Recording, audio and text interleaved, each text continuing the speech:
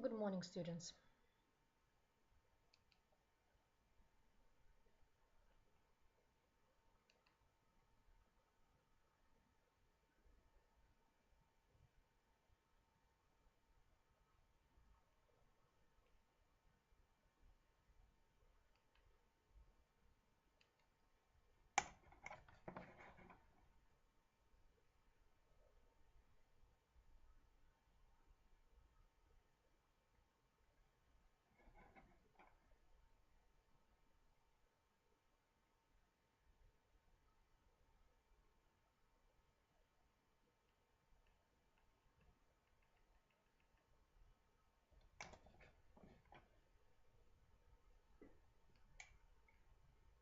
Good morning. Who has joined? I'm sorry for being late because there is a problem with microphone.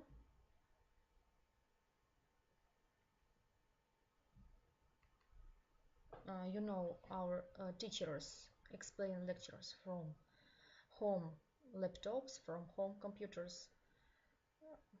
That's why if somebody changed settings in this program, there is problem in my computer.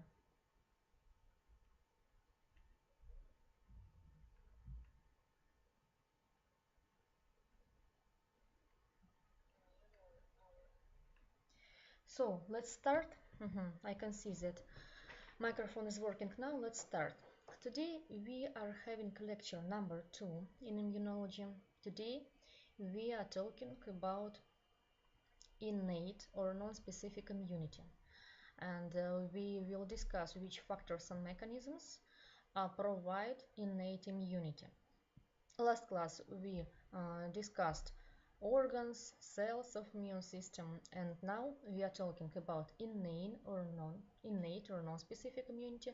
Next class we will talk about specific immunity. And the first question here that we are going to discuss is a definition of non-specific or innate immunity and the main barriers of non-specific immunity.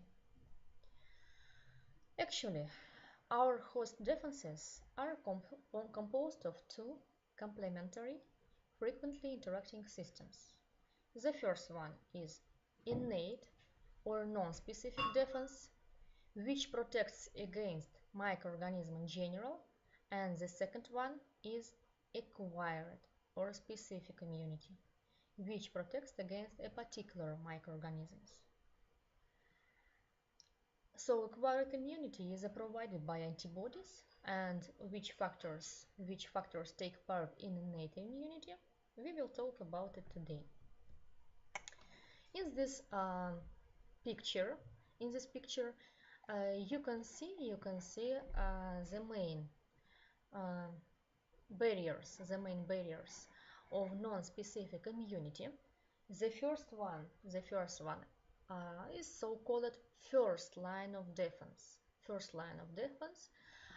That includes mechanical barrier to the skin or mucosal membrane, for example, that has mechanical protection. The second line of defense are phagocytes. If microorganisms enter the human organism through skin or mucosal membrane, there is a second line of defense. These are phagocytes. Phagocytes that engulf pathogen, or inflammation. Inflammation is also second line of defense. And then third line of defense that includes lymphocytes, T cells that activate B cells that produce antibodies. So antibodies are included in specific defense. Innate defense is due to genetic and constitutional makeup of an individual. It can be classified into three major categories. The first line is mechanical and chemical barriers. Mechanical, I have said about it, such as intact skin and mucosal membranes. Chemical barriers, it is a gastric juice of stomach, for example, or lysozyme, or excretions of the skin. Then proteins, protective proteins that includes complement, lysozyme, and interferon and other cytokines. And phagocytic cells that includes neutrophils, macrophages, and natural killer cells. And firstly, we will talk about mechanical and chemical barriers. Mechanical and chemical barriers include skin, mucous membranes, gastric juice, excretions of conjunctiva, it is cilia in respiratory tract. So, intact skin is the first line of defense against many organisms. Fatty acids secreted by sebaceous glands in the skin have antibacterial and antifungal activity. So, you know that excretions of the skin are also antibacterial substances. The mucous membrane of the respiratory tract is important defense which is lined with cilia. It's covered with mucus that traps dust. The mouth is constantly bathed in saliva, so saliva breathes bacteria that are present there. Then stomach.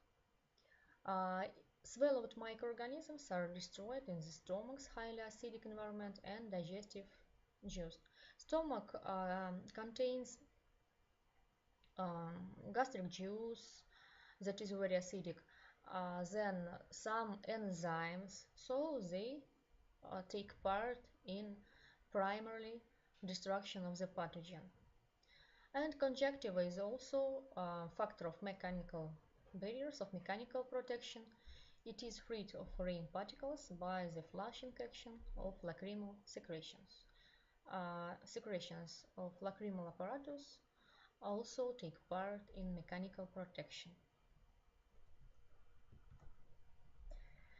The another barrier of non-specific immunity includes proteins and normal microflora. Proteins includes firstly lysozyme, then we will talk about others. Let's talk firstly about lysozyme and about normal microflora, about their role in non-specific immunity. Lysozyme. It is antimicrobial enzyme protein that destroy peptidoglycan in a cell wall of gram-positive bacteria. In tears, sputum, saliva, blood, human breast milk, tissues, mucus, and organs, lysozyme is found, almost in all human body fluid. It's produced by such cells as macrophages, neutrophils, and epithelial cells. It plays an important role in immunology of infants in human milk feeding, in immunity of a newborn, because their immunity is non-active, is non-effective. That's why lysozyme protect newborn from some bacteria. But peptidoglycan is effective just against of some bacteria, gram-positive, such as Staphylococcus or Streptococcus. Some tablets today contain lysozyme, and they are used for treatment of infection of upper respiratory tract. For example, for infections such as sore throat, tonsillitis, pharyngitis. And these tablets contain lysozyme. What about normal microflora? It takes a great role in our immunity. The bacteria of the normal skin flora, nasopharynx, colon, and vagina occupy or inhabit these organs and tissues preventing pathogens from multiplying in these sites. Actually, pathogenic bacteria are not able to attach to mucosal membrane of the small or large intestine if normal microflora is present there. There is no site for adherence of pathogenic bacteria if this mucosal membrane is inhabited by normal microflora bacteria. You remember that normal microflora bacteria produce vitamins of groups B, E, and K. They also stimulate immunity. Some intestinal bacteria produce bacteriocins that inhibit pathogenic bacteria. Bacteriocins are antimicrobial substances that are produced by normal microflora bacteria. For example, E. coli. They are called colicins, and they inhibit such bacteria as Enterobacter that cause intestinal infections. Then gram-negative bacteria after this in intestine produce small amount of endotoxin that stimulates immune system, activate phagocytosis, stimulate production of tumor necrosis factors. You remember that bacteria are able to produce endotoxin or exotoxin. Gram-negative bacteria are the members of normal microflora produce endotoxin. Endotoxin is lipopolysaccharide of cell wall, and it is produced after the death of the bacterial cell, when bacteria die. And it is normally when endotoxin is produced in small amount every day, because bacteria die every day, some bacteria. And if endotoxin is present in small amount, it activates phagocytosis and stimulate other immune factors. The another protein of non-specific defense is a complement. Let's discuss what is it. Complement, or the complement system, it's a set of more than 20 large regulatory proteins produced by the liver that circulate in plasma in an active form. But only 9 components take part in activation of complement. And they are called by number C1, C2, C3, C4, and so on up to C9. They account for about 10% by their weight of all plasma proteins. So complement are plasma proteins that are present there in inactive form, and complement is activated just in the presence of antigen-antibody complex, when antibody bind to antigen. What are functions of complement? Why do we have this complement? Why do we have these proteins? The first one is opsonization. It's enhancement of phagocytosis. C3b component takes part here. The another function, it's bacteriolysis or cytolysis. So components C6, C7, C8, and C9, that is called membrane attack complex, into the cell surface leads to killing of or lysis or red blood cells, erythrocytes, bacteria, and tumor cells. Complex of C6, C7, C8, C9 cause destruction of membrane of tumor cells, bacteria, or red blood cells. The another function of complement is chemotaxis. Such components as C3a and C5a stimulate movement of phagocytes to the site of infection where bacteria are present. The another function is anaphylaxis reaction. C3a, C4a, and C5a can stimulate degranulation of mast cells. Degranulation means production of mediators such as histamine, serotonin, and heparin from granules. in mast cells or in basophils. These components, C3A, C4A, C5A, also take part in inflammation. That's why inflammation is another main function of complement. Then complement increase capillary permeability. It's component C2. They take part in virus neutralization, and complement also take part in immune adherence. For example, components C3 and C4 contributes to defense against pathogenic microorganisms. Immune adherence means in adherence of antibodies on the surface of antigens.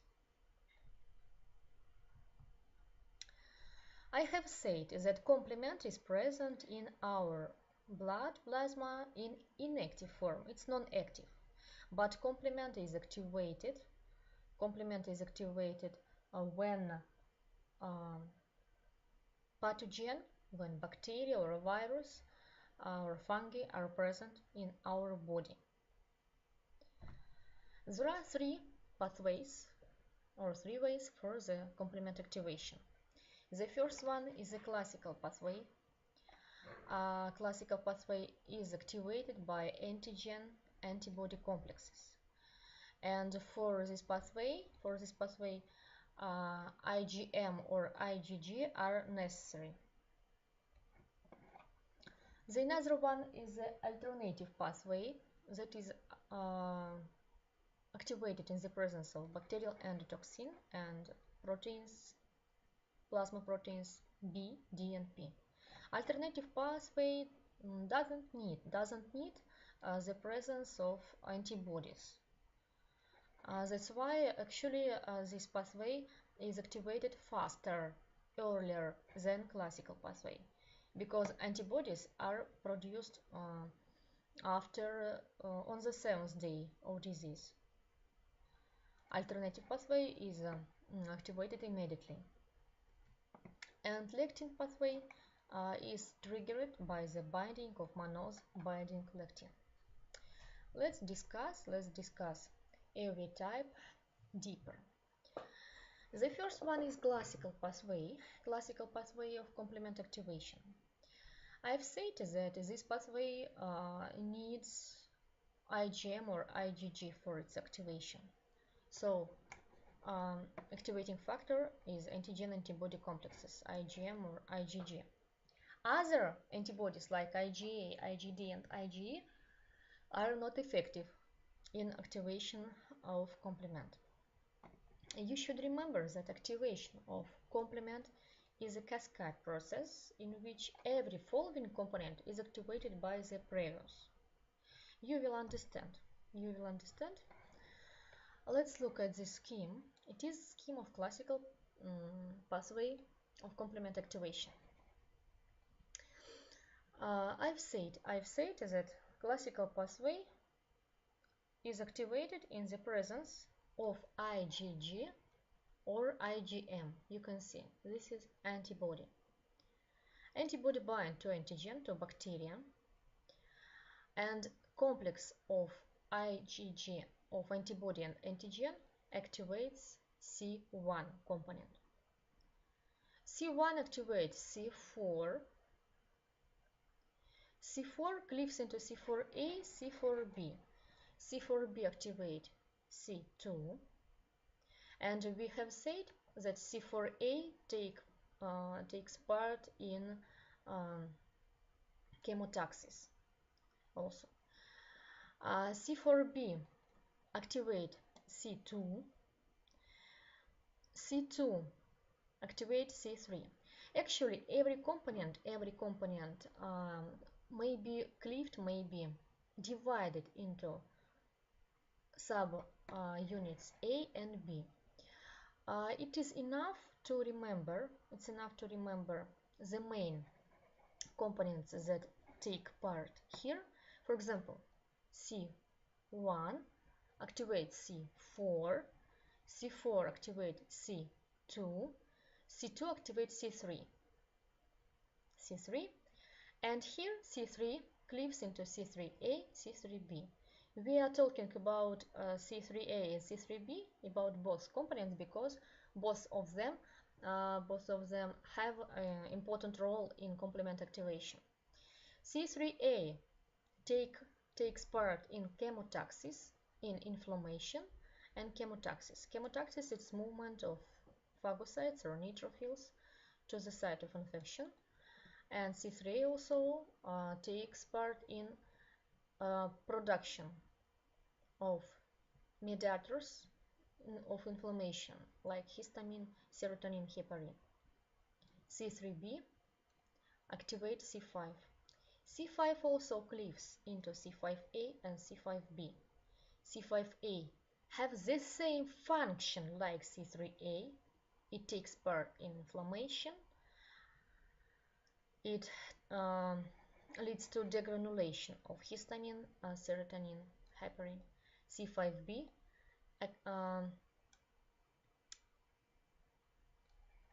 activate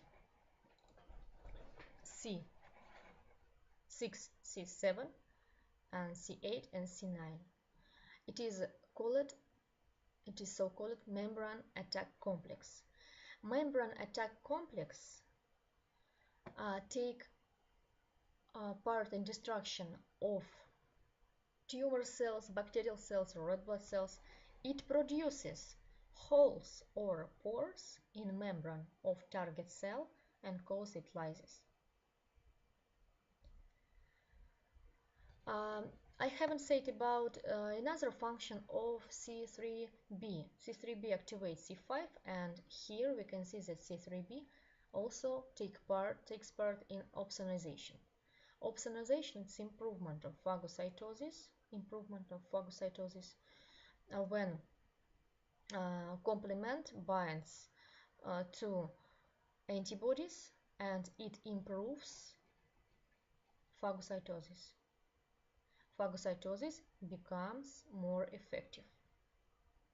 Once more, students, this scheme is not difficult. You just need to memorize order of components that are activated. Order C4, C1, C4, C2, C3. C3A and C3B. C3A chemotaxis inflammation. C3B activates C5. C5A the same function like C3A and opsonization, and then C5B activates also membrane attack complex C6, C7, C8, C9. If it is difficult for you to understand the scheme, text is written here. I don't want to spend time for it once more, so text is written. If you need, you may write it from here. The another pathway for complement activation is alternative pathway. Alternative pathway is activated faster, earlier than classical pathway because it doesn't need antibodies. The initiation agent are bacterial lipopolysaccharides and toxin of gram-negative bacteria, fungal cells, and viral envelopes. And this pathway starts from C3. It doesn't need C1, C4, and C2. Let's come back to the previous scheme, to the scheme of classical pathway. Look here. Alternative pathway doesn't need C1, C4, C2. Alternative pathway starts from C3. And this pathway needs such plasma proteins as B, D, and properdin, P. These proteins are combined with the surface of bacterial cell, and complex of bacteria and proteins BDAP activate C3. You know that C3 cleaves into C3A and C3B.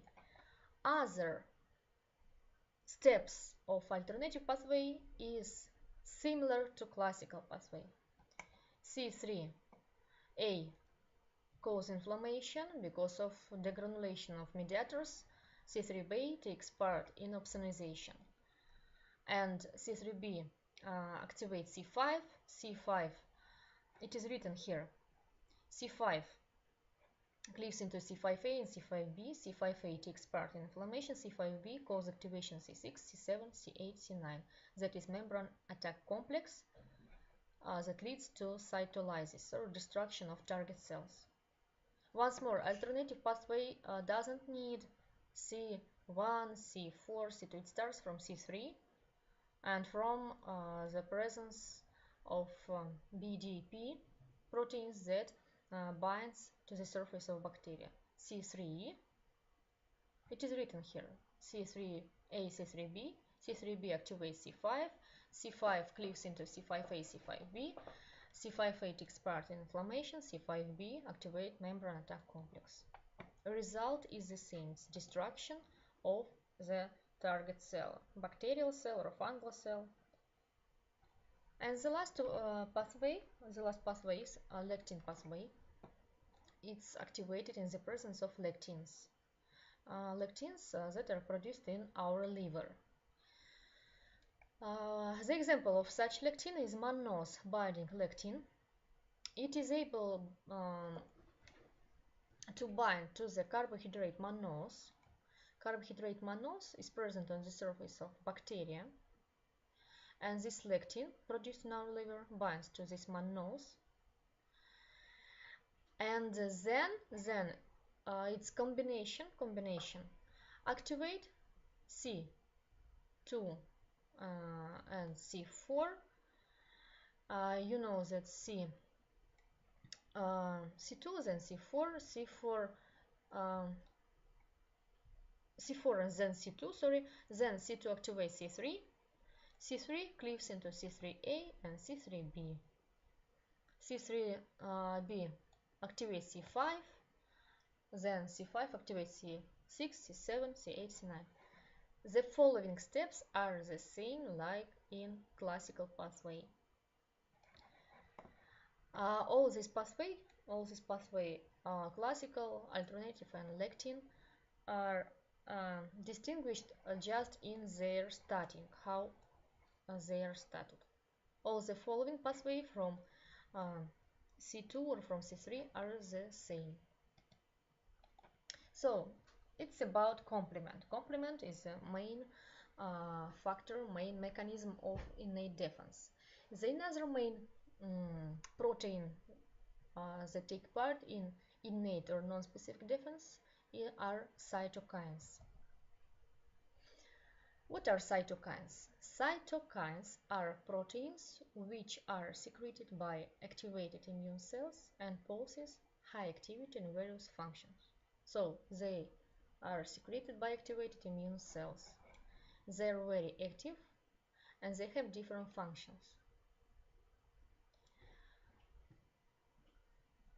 From Latin language, we can translate this word from Latin language. Cyto means cell, kine means interaction. So cytokines, these are proteins that provide interaction between all immune cells. They are the intracellular messengers that regulate immune and inflammatory response, wound healing, hematopoiesis, it's development of blood cells, angiogenesis, development of blood vessels, and many other biological processes. What are functions of cytokines?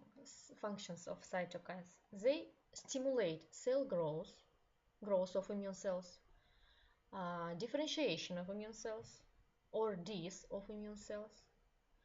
They induce non-responsiveness to other cytokines. For example, when they take part in inhibition of inflammation, They induce responsiveness to other cytokines, and they induce secretion of other cytokines.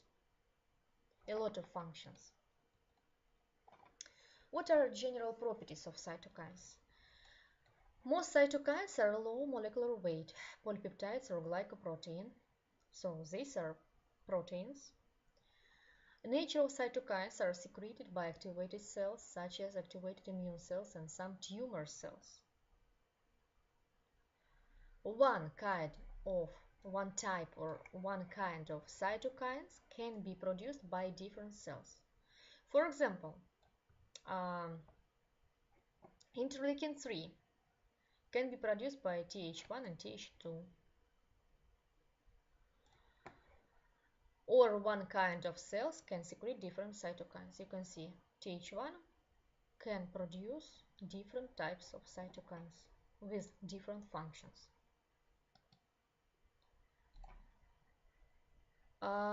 We can use cytokines in medicine, in treatment or in diagnosis. It is very important because amount of different cytokines can be decreased or increased in some pathologies, in diseases, in infections, in inflammation. So cytokines may be used as medicines for treatment, and they can be used for diagnosis as mediators of some processes, some pathological processes. For example, interferon, such cytokine as interferon, I will explain what is it. It is used in treatment of viral diseases and cancer. Several cytokines are used to enhance T-cell activation in immunodeficiency diseases. For example, interleukin 2, interferon gamma, and tumor necrosis factor alpha are injected in patients with immunodeficiency disease. Interleukin 2 and lymphokine activating killer cells are used in cancer treatment. Anti-inflammatory cytokines are used in management of autoimmune diseases. Autoimmune diseases are diseases that when immune system destroy human cells itself. When immune system respond to human cells as against foreign, as against antigen, and immune system starts to destroy human cells. Such anti-inflammatory cytokines as anti-inflammatory tumor necrosis factor is used in treatment of rheumatoid arthritis. Rheumatoid arthritis is autoimmune disease, and interleukin 2 is used to reduce graft rejection in transplantation. Anti-inflammatory tumor necrosis factor antibodies are used in treatment of septic shock. They are injected immediately in sepsis, and they are able to inhibit septic shock and the death of the patient. And anti-inflammatory interleukin 4 is under trial for treatment of allergies. Classification of cytokines. There are some groups of cytokines: interleukin, interferon, tumor necrosis factor, colony stimulating factor, transforming growth factor. Generally, all cytokines are divided into pro-inflammatory and anti-inflammatory. From the name, you may understand that pro-inflammatory cytokines activate T and B cells, leukocytes, that leads to inflammatory reactions. For example, it's interleukin 1, interleukin 6, interleukin 8, tumor necrosis factor alpha, and interferon gamma.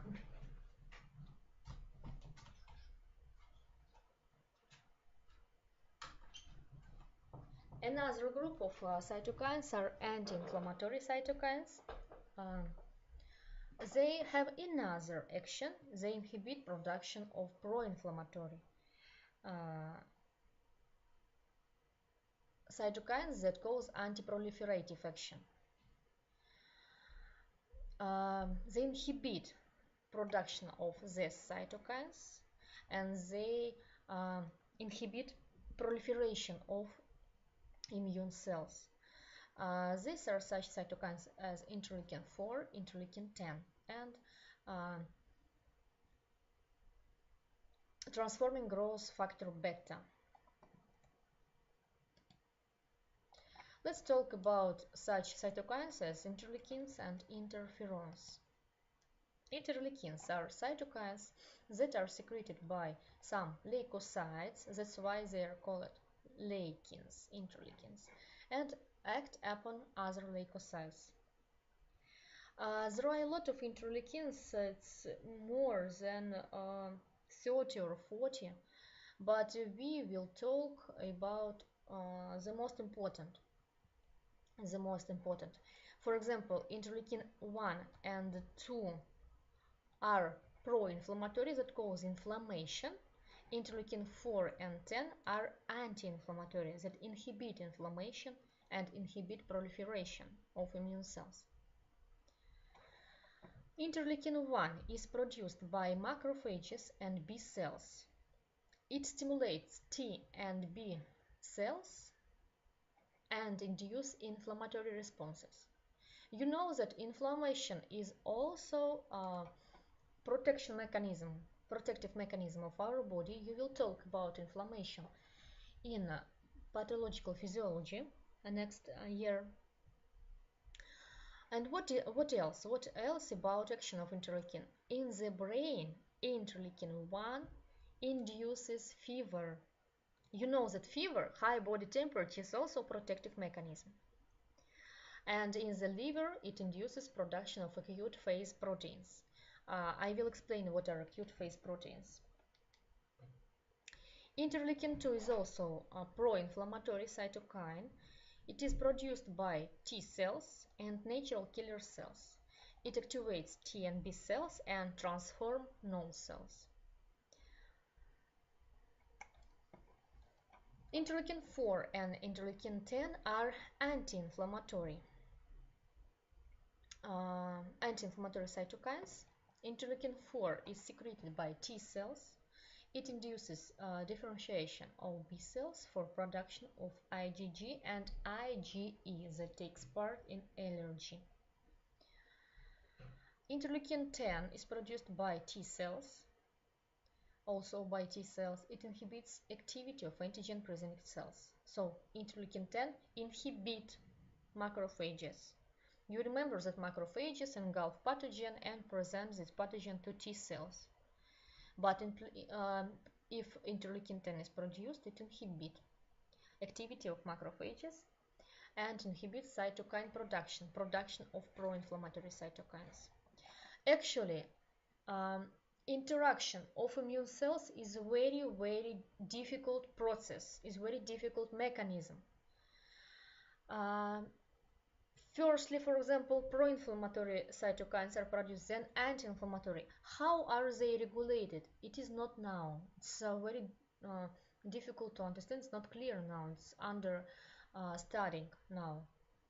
How are they regulated? Who regulates them? How are they regulated? The another cytokine is interferon. Interferon is a group of glycoproteins that have antiviral activity, the ability to inhibit the growth of cells and to modulate immune response. There are three main types of interferon. Remember please them: interferon alpha, interferon beta, and interferon gamma. Interferon alpha is produced by leukocyte cells, and it is so-called leukocyte interferon. It has antiviral action and takes part in immune regulation. Interferon beta are produced by fibroblasts, and it has anti-tumor action. It destroys tumor cells.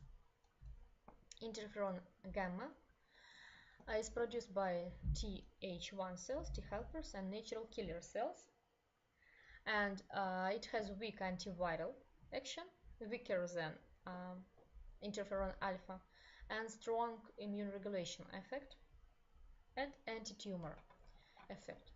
Actually, interferon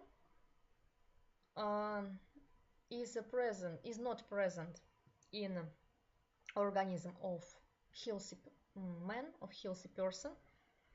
It is produced, for example, if any viral infection is present or tumor is present. So it may be like markers of infection or cancer in patients. The another types of cytokines are tumor necrosis factor. There are two types. Tumor necrosis factor alpha, that is produced by monocytes and macrophages, and tumor necrosis factor beta, that is produced by activated T cells and B cells. It has pro-inflammatory pyrogenic effect, so it stimulates inflammation and fever. So it induces fever, apoptosis, death of cells, inflammation, and inhibit tumorigenesis. Tumorigenesis is the development of cancer, and viral replication and response to sepsis. Both types has the same action, but they are produced by different cells. Colony stimulating factors. It is called colony stimulating factors because it stimulates like colonies, but colonies, not bacterial colonies. Colonies means stimulate proliferation and differentiation of stem cells. You know that stem cells is the first cells that arise, that give origin to other cells. So if and there are some types of colony stimulating factors. The first one is granulocyte macrophage colony stimulating factor that stimulates differentiation of stem cells into granulocytes and macrophages. Granulocytes or macrophages. Then monocyte colony stimulating factor that stimulate differentiation of stem cells into monocytes. Granulocytes that stimulate differentiation of stem cells into granule, just only in granulocytes. Stem cells factor,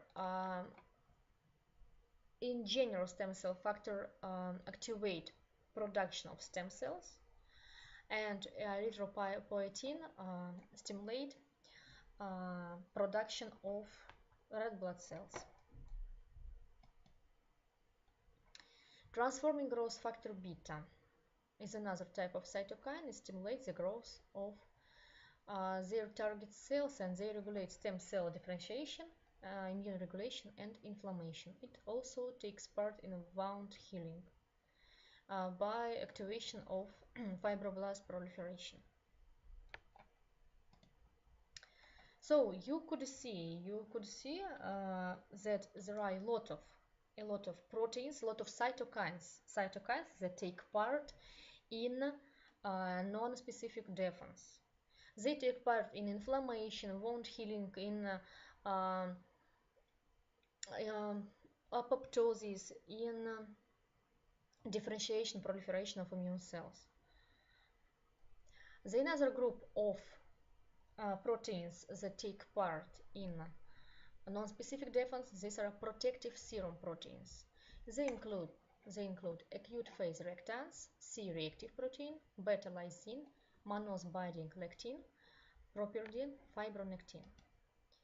Acute phase reactants is the first group. They are also called APR. The level of acute phase reactants change during acute inflammatory response. They cause conditions where there is this destruction of cells, of human cells, the reversible cell damage and subsequent repair, and the metabolic activation of certain cells. Acute phase reactants level changes in infections, surgery, injury, and cancer. So its level is studied as a marker of some conditions. In some conditions, the another main protective serum protein is a C-reactive protein, CRP. It's present in blood plasma and produced in liver. It's the main marker of inflammation. You will work with it and you will see that it is diagnosed in patients. But you must remember that C-reactive protein is produced in inflammation, but its level increases with aging. In adult persons, level of C-reactive protein increase. It doesn't mean that the patient has inflammation. No. You also must remember that higher levels of C-reactive protein are found in late pregnant women, in mild inflammation, in viral infections, in active inflammation, bacterial infections, severe bacterial infections, and burns, in any injuries in organism, and in pregnancy woman. Don't forget about it. Beta-lysine is another protective serum protein. It's amino acid produced by platelets during coagulation, and it's directly antibacterial by causing lysis of many gram-positive bacteria. So produced by platelets during coagulation and has antibacterial action. Mannose binding lectin takes part in lactic pathway of complement activation, also produced in liver in infections. Factor P or properdin takes part in activation of alternative pathway produced in tissue inflammation and help to neutralize some viruses. Fibronectin plays an important role in cell adhesion, growth, and migration and differentiation. It's important for wound healing and embryonic development. Changes of fibronectin expression is associated with a number of pathologies, including cancer and fibrosis. So we have said about proteins. We said about mechanical barriers of innate immunity, about proteins of innate immunity, lysozyme, complement, cytokines, protective serum proteins. Now let's talk about phagocytic cells that take part in non-specific defense. And firstly, let's talk about mononuclear phagocytic system. What is it? It consists of the large number of phagocytic cells that are located in reticular connective tissue. Its main function is phagocytosis, so such cells are called phagocytes. Phagocytes are divided into microphages and macrophages. The only difference between them is their size. Macrophages are smaller than macrophages. Macrophages are granulocytes. They circulate in the blood, and you know what are these cells. These are neutrophils, eosinophils, and basophils. Macrophages arise from monocytes in the blood, and they are present in tissues. And they are present in all organs. In kidneys, these are mesangial cells. In bones, osteoclasts. In brain, microglial cells. In lungs, alveolar macrophages. In liver, these are Kupffer cells. So, what is phagocytosis? Phagocytosis is a process of recognition, absorption, and digestion of foreign antigen. Bacteria, viruses, or tumor cells.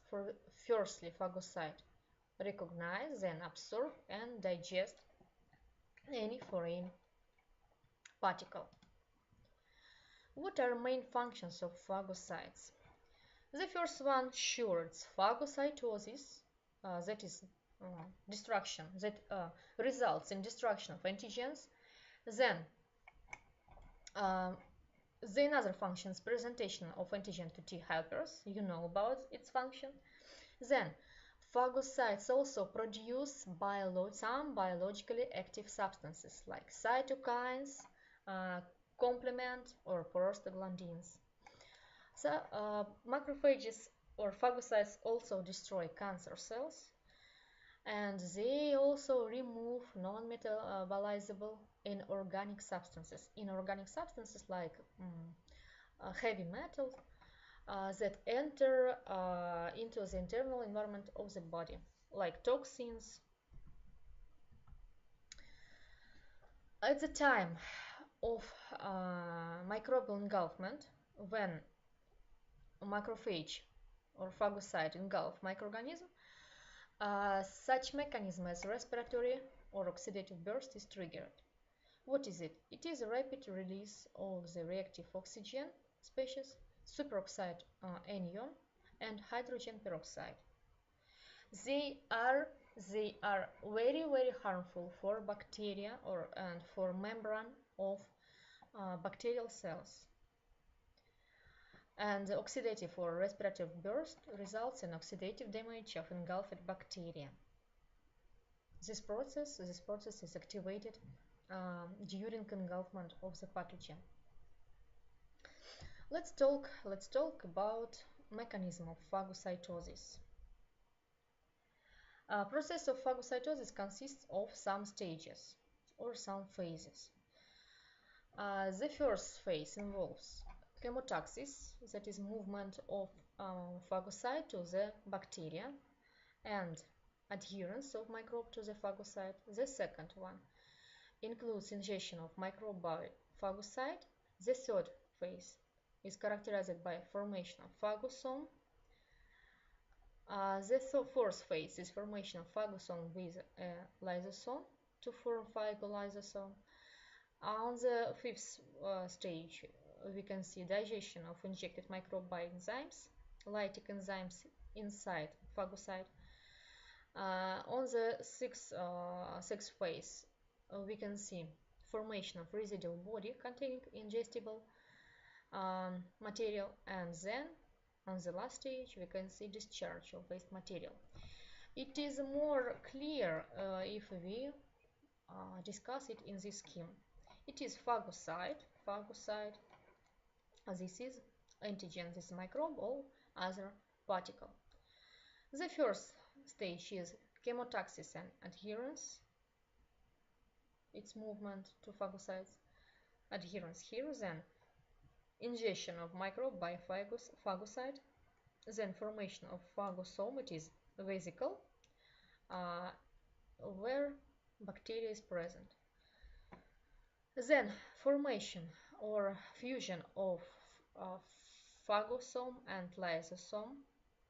Lysosome consists digestive enzymes or lytic enzymes. Then digestion of ingested bacteria by this lytic enzyme inside phagosome. Formation of residual body. Residual body, it's a vesicle that consists indigestible particles of bacteria, and then a phagocyte discharge waste material, this indigestible particles. Engulfment of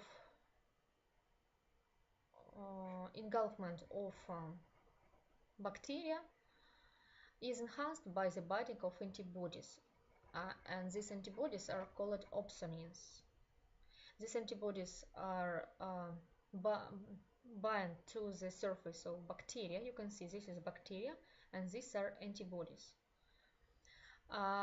When antibodies bind to bacteria, bind to antigen, process of phagocytosis is more successful, is more effective, and it improves phagocytosis. So opsonization is process of improvement of phagocytosis.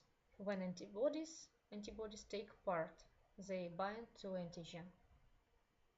Opsonins are antibodies that take part in opsonization. Opsonization is process of improvement of phagocytosis. For example, components of complement also can take part in opsonization. For example, C3b component takes part in opsonization. Actually, why does it happen? Because there is different electric potential on the surface of bacteria and on the surface of macrophage. And when electric potential is different, it's very difficult for phagocyte to engulf bacteria. Antibodies change electric potential on its surface, and they make engulfment more effective, more better. There are two types of phagocytosis because due of the result completed phagocytosis, that's complete digestion of microorganism in phagocyte cell. Incomplete phagocytosis, it's the survival and even multiplication of microorganisms in the phagocyte. When phagocytosis is not finished, pathogens are present inside the phagocyte, and they all are able even multiply there. Incomplete phagocytosis is a typical for facultative and especially obligate intracellular parasites. I remind you that parasites are organisms that can live just inside the human cells. Mechanism of persistence in phagocytes are associated with blockage of fusion of phagosome and lysosome. So why does incomplete phagocytosis occur? Because of block of fusion of phagosome and lysosome, influenza virus can make do it, and Mycobacteria tuberculosis block fusion of phagosome and lysosome, so bacteria or virus are present inside the human cell. You know, mycobacteria are able to present in the lungs, in lung cells during all the life. Another mechanism why incomplete phagocytosis occur, another reason, it's a resistance of the pathogen to lysosomal enzymes. Lysosomal enzymes of the phagocyte. For example, Neisseria gonorrhea, that cause gonorrhea, gonococci, and Staphylococcus. They are resistant to lysosomal enzymes. And some bacteria are able to present in the cytoplasm of host cells for a long time, like Rickettsia bacteria. They are present in the cytoplasm. They are obligate parasites, intracellular parasites. That's why there is incomplete phagocytosis. In this picture, you can see incomplete phagocytosis of in Neisseria gonorrhea. This is phagocyte. This is and these are bacteria. They are smaller. For detection of macrophages, for immunity, it is very important when phagocytes are active, when there is enough number of phagocytes, so we can detect activity of phagocytes. The first index, the first parameter that we can detect, it's phagocytic index. Phagocytic index is the average number of bacteria ingested per leukocytes of the patient's blood. Average number of all bacteria that are ingested by one leukocyte. For example, if we look here we must calculate how many bacteria are present in this phagocyte. It is phagocytic number. Opsonic index is the ratio of the number of bacteria destroyed by phagocytes in the blood of a test patient to the number of bacteria destroyed in the blood of a normal individual. So it is a ratio. We should calculate how many bacteria are destroyed by phagocyte in our patient and compare it with the number of bacteria destroyed in normal individual. So some words for conclusion. Today we are talking about non-specific or innate immunity. Non-specific immunity is provided by three mechanisms. Mechanical and chemical barriers, it's skin, mucous membrane, stomach acid, conjunctiva, cilia of respiratory tract. I have explained it, I have said about it. Then, by proteins, lysozyme complement cytokines that interferon, interleukin, protective serum proteins. These are acute phase reactants, fibronectin, beta-lysine, and a lot of them. And by phagocytes, phagocytosis. Three main mechanisms of non-specific immunity. So our lecture is finished. We can finish here. I want to tell you some words about next week. Our next week will be microbiology week. We will have microbiology classes. For this week, please pay your attention. You must learn lecture number 8. Lecture number 8, pathogen of Aspergillosis and dysentery, the causative agents of typhoid fever, gastroenteritis, and cholera. I have explained this lecture last semester, and you even did the test for this lecture, but it was terrible. We understood that most students were not ready.